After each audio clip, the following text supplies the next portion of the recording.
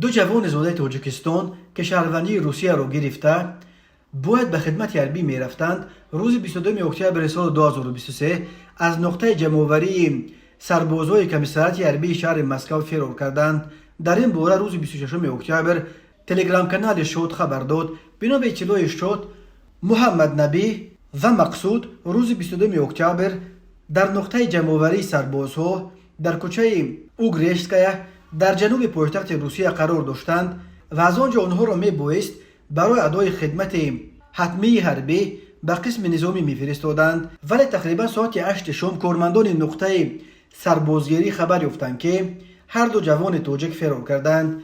بنا به اطلاع این نشریه، محمد نبی را بعد 3 روز در محل ثبت نامش پیدا و بازداشت کردند. جستجوی مقصود هنوز ادامه دارد. در رابطه با این قضیه با ماده سرکشی از ادای خدمت حربی پرونده جنایتی گشودند و مقصود و محمد نبی بر اساس ماده 339 کودکس جنایتی روسیه تا 2 سال زندان تهدید میکند. تلگرام کانال استراژنا مسکو خبر داد که دو جوان تاجیک فرار کرده همگی 18 و 19 سال داشتند. سال تولد محمد نبی 2004 و از مقصود 2005 بوده است. منبع این کانال گفته است که دو جوان تاجیک از سر دیوار پریده از نقطه سربازگیری فرار کردند.